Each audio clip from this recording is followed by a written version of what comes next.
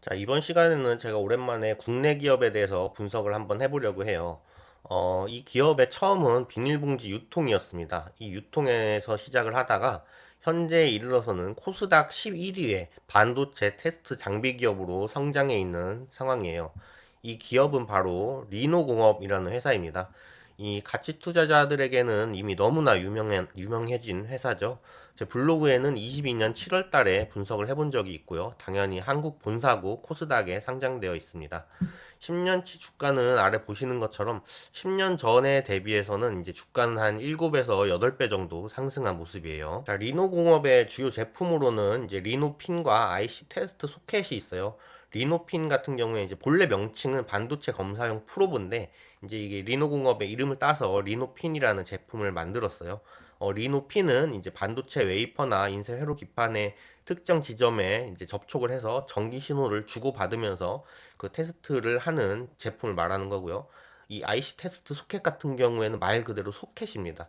반도체 칩을 반도체 테스트 장비에 연결시켜주는 연결 장치라고 해요. 그래서 반도체 패키지마다 다 모양이 다를 거기 때문에 그 종류에 따라서 맞춤 제작을 하는 다품종 소량 생산의 그런 제품을 생산하고 있습니다. 자, 이 표는 제가 예전에 KLA 분석할 때 있던 표를 그대로 갖고 왔는데요. 이렇게 반도체 제조 공정이 여러 가지로 나뉘어져 있잖아요.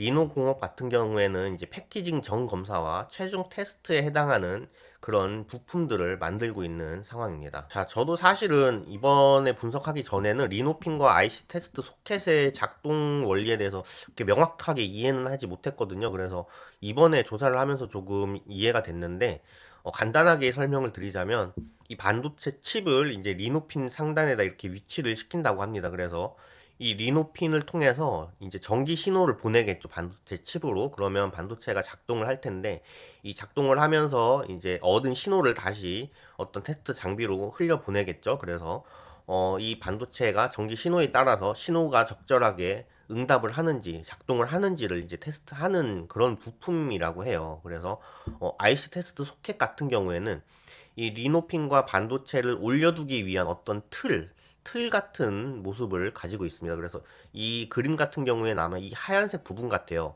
이 하얀색 부분에 이 리노핀이 아니더라도 다른 뭐 반도체 테스트 부품들을 가져다 놓고 이 반도체 칩과 테스트 장비를 연결해주는 그런 역할을 하는 소켓이라고 보는 게 맞을 것 같습니다. 특히 리노공업 매출을 한번 분석해보면 IC 테스트 소켓의 비중이 굉장히 높은 편이거든요. 이게 이제 반도체 그 IC 테스트 소켓인데 이 R&D 소켓 비중이 그 총 소켓 비중에서 60%를 차지한다고 합니다. R&D 소켓 비중이 높다는 의미는 반도체를 양산하기 전에 이미 R&D 단계에서부터 이제 리노공업에 테스트 소켓을 쓰고 있다는 말이잖아요. 그래서 이 R&D가 끝나고 만약에 반도체 양산에 들어가기 시작한다면 결국 기업들은 이제 리노공업에 테스트 소켓을 쓸 수밖에 없거든요. 그래서 R&D 소켓 비중이 높다는 것 자체가 이미 고객 락인 효과를 구축하고 있다는 것으로 볼 수도 있겠습니다. 자, 그리고 이 IC 테스트 소켓 같은 경우에는 이게 정형화된 모습이라기보다는 이제 파운드리 기업들이 모델별로 반도체를 제조를 할 거잖아요. 당연히 모델별로 반도체 모양도 다를 거기 때문에 이 테스트 소켓 같은 경우에도 리노공업이 거기에 맞춤 제작을 하고 있는 상황입니다. 그래서 이 IC 테스트 소켓이 다품종 소량 생산 체제로 지금 생산을 하고 있고 이게 리노공업의 굉장한 강점이기도 해요. 다음은 매출 구분인데요.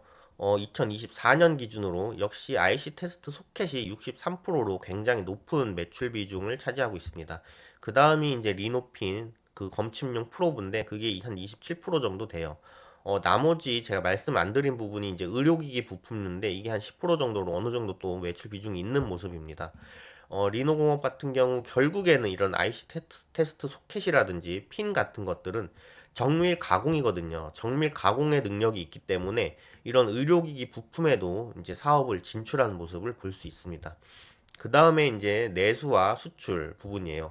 2024년 기준으로 수출이 77%로 굉장히 높습니다. 내수는 23%밖에 안 돼요.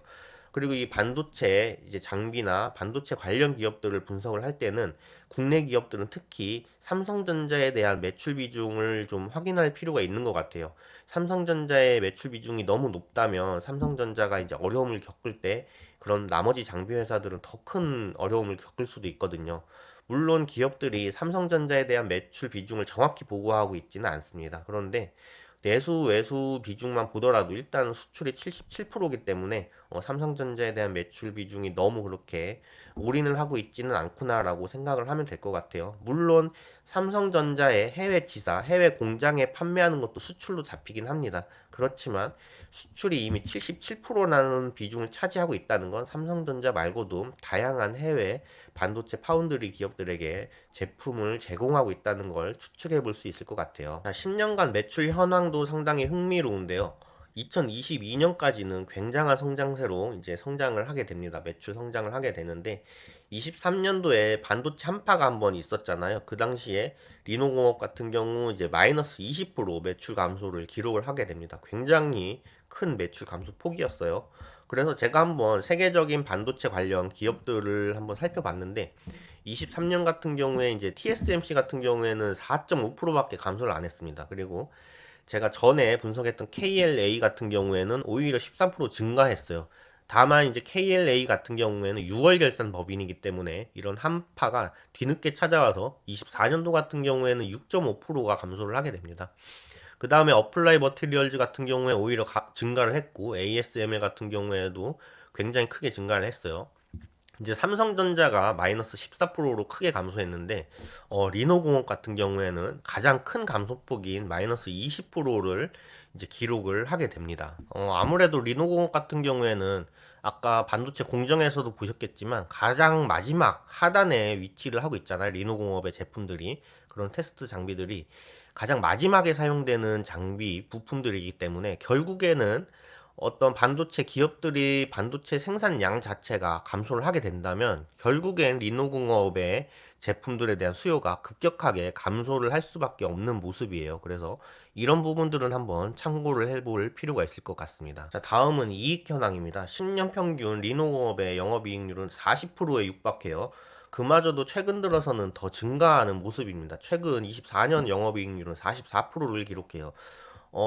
리노공업도 결국에는 이제 제조업이잖아요. 제품을 만드는 제조업인데 이런 제조업계에서 우리나라뿐만이 아니고 전 세계를 통틀어 봤을 때 제조업에서 영업이익률이 40%를 넘는 기업들은 굉장히 찾아보기가 힘들 겁니다. 아마 열 손가락 안에 들 것 같아요.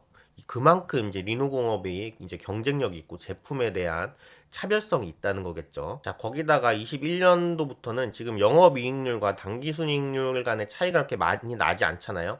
보통 영업이익과 당기순이익의 차이는 뭐 금융 비용이라든지 법인세 비용이 있는데 리노공업 같은 경우에는 이제 이 21년, 22년부터 이제 금리 상승기에 접어들면서 리노공업이 금융자산이 굉장히 많습니다. 금융자산이 많은데 여기에서 발생한 이자 수익이 굉장한 수준이에요. 그래서 이때부터 이제 금융 수익이 굉장히 많이 발생을 하면서 영업이익과 당기순이익 간의 차이가 조금 줄어든 상황입니다. 그래서 이어서 살펴보자면 리노공업 같은 경우에는 지금 부채 비율이 5.6%입니다. 굉장히 거의 부채가 없다시피 한 수준이에요. 그 다음에 유동 비율은 자그마치 1468%입니다. 게다가 차입금도 없는 상황이에요. 자산 같은 경우에는 현금과 금융자산의 비중이 굉장히 높습니다. 그 다음이 이제 생산 설비들이 있는 유형 자산이고요. 그 다음 부채 같은 경우에도 말씀드렸다시피 차입금이 아예 없습니다. 차입금 없고 그마저도 가장 많은 부채가 법인세 부채예요. 법인세 부채가 50%로 많은 상황이고요. 근데 어쨌든 부채 비율이 5.6%이기 때문에 사실상 이 부채는 거의 없는 수준입니다. 자산에 대비했을 때는 거의 부채는 없다시피 한 재무 구조는 굉장히 안정적인 구조를 가지고 있어요. 다음은 자본적 지출 분석입니다. 리노공업 같은 경우 자본적 지출 비율 30%로 굉장히 낮은 수준이에요. 지난 10년간 기업 인수 역시 없고요. 대부분의 이제 거의 대부분의 투자 활동 현금 유출은 건물 등 유형 자산 매입, 생산 설비에 대한 지출에서 발생하고 있는데 그마저도 32%로 굉장히 낮은 수준이죠. 이 의미는 뭐냐면 이 리노공업이 벌어들이는 당기 순이익 대비 30% 가량만을 생산 설비에 지출을 한다는 의미입니다. 그래서 이렇게 적은 금액만을 지출을 하더라도 리노공업은 충분히 높은 매출 성장과 이익을 창출시킬 수 있다는 의미인 거죠. 자, 마지막으로 주주환원 분석입니다. 제가 리노공업에 유일하게 아쉬운 부분이 있다면 이 주주환원 쪽일 텐데요. 물론 이 주주 환원율이 낮다고 해서 제가 아쉽다고 하는 건 아닙니다. 33%면 오히려 국내 기업만 한정해서 봤을 때는 아마 평균적인 수준일 거예요. 제가 아쉬운 부분은 이제 자사주 매입이 없다는 겁니다. 제 개인적으로는 차라리 이 배당 지급을 아예 하지 않고 자사주 매입과 소각만 했으면 좋을 것 같아요. 리노공업 같은 경우에는 기술 개발을 통해서 끊임없이 성장을 해야 하는 회사입니다. 그런데 만약에 리노공업이 꾸준하게 자사주 매입을 하고 소각을 했다면 시장에서는 이런 인식을 하겠죠. 아, 리노기업의 주식은 주당 기업의 가치는 꾸준히 증가하거나 최소한 유지는 하고 있겠구나. 왜냐하면 유통 주식 수가 감소하기 때문에 주당 기업의 가치는 늘어나는 거잖아요. 그런 상황에서 리노공업이 직원들에 대한 성과금이나 보너스를 현금 대신 이제 주식 보상, 스톡 옵션 등으로 하게 된다면 직원 입장에서도 그렇게 생각을 하겠죠. 아, 우리 회사는 끊임없이 자사주 매입 소각을 하는 회사고 주당 기업의 가치가 적어도 유지하거나 아니면 증가하는 회사다. 이런 기업의 주식을 내가 스톡 옵션이나 주식 보상으로 받게 된다면 충분히 내가 기술 개발할 동기부여가 되고 메리트가 있다라고 생각을 하게 될 겁니다. 게다가 이 리노공업의 기술은 언젠가는 한계에 부딪힐 수도 있어요. 기술 개발이 꾸준히 할 수가 없는 거잖아요. 그런데 그런 상황이 되었을 때 타개하는 방법은 이제 기업을 인수하는 방법입니다. 그런데 기업 인수를 할 때도 마찬가지예요. 상대방 기업이 이걸 무조건 현금으로 받는 것보다는 기업 인수 대가를 리노공업의 주식으로 받게 된다면, 아, 이 기업은 꾸준히 주당 기업의 가치가 증가하는 회사인데, 내가 이걸 주식으로 받게 된다면 현금으로 받는 것보다 훨씬 더 유리한 그런 상황이 만들어질 수도 있겠다. 이렇게 생각을 할 수도 있거든요. 그렇기 때문에 자사주 매입은 그만큼 이제 리노공업 같은 기업들은 상당히 필요한 부분인데 이런 부분들을 하지 않고 단순히 배당으로만 현금을 지급하고 끝낸다는 게 저에게는 좀 개인적으로 아쉬운 부분인 것 같습니다. 자, 리노공업의 주가에 대해서도 한번 생각을 해보겠습니다. 리노공업의 퍼 지금 30배로 계산이 되는데요. 이 의미는 뭐냐면 현재 리노공업의 단기 순이익으로 30년을 벌어야지 시가총액 전액을 벌어들일 수 있다 이런 의미거든요. 퍼 30이면 지금 현재 세계적인 KLA나 ASML 같은 경우가 거의 비슷한 수준이에요. 시장은 그만큼 리노공업의 현재 그리고 미래에 대해서 충분히 가치 있게 평가를 하고 있다라고 볼 수 있겠습니다. 당연히 지금까지 봐왔던 손익이나 재무 구조만 봤을 때는 이 30이 아닌 게 이상할 정도긴 합니다. 그리고 특히 투자자분들께서는 아마 이 재무제표만 보면 리노공업의 주식을 당장이라도 사고 싶으실 것 같아요. 그런데 이 가치 투자라는 게 결국에는 아무리 가치가 있는 기업이라도 충분히 저렴할 때 투자를 해야 되는 거잖아요. 그래서 리노공업에 투자하실 때는 이런 부분도 충분히 생각을 하셔서 한번 투자해 보시는 게 낫지 않을까 이런 생각을 하고 있습니다. 이상 리노공업에 대한 분석을 마치겠습니다.